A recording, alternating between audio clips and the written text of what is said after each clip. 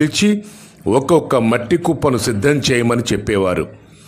ఈ కుప్పలపై ఆయన దగ్గరలో ఉన్న యాగదండంను తాకగానే ఎవరు ఎంత కష్టపడ్డారో దాని ప్రకారం వారికి దానిని అద్భుతంగా తగిన ప్రతిఫలం దొరికేది.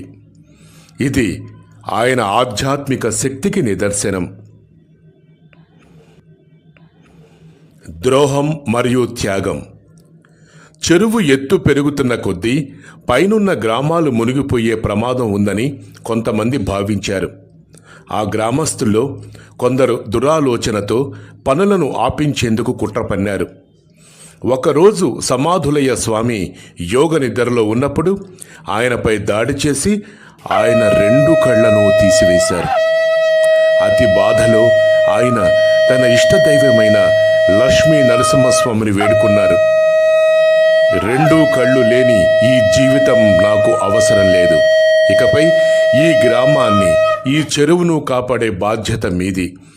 నేను మీ చరణాల వద్దకు వచ్చేస్తున్నాను, చరణాల వద్ద లీనమవుతున్నాను అని ప్రార్థిస్తూ సజీవ సమాధి అయ్యారు సమాధులయ్య స్వామి.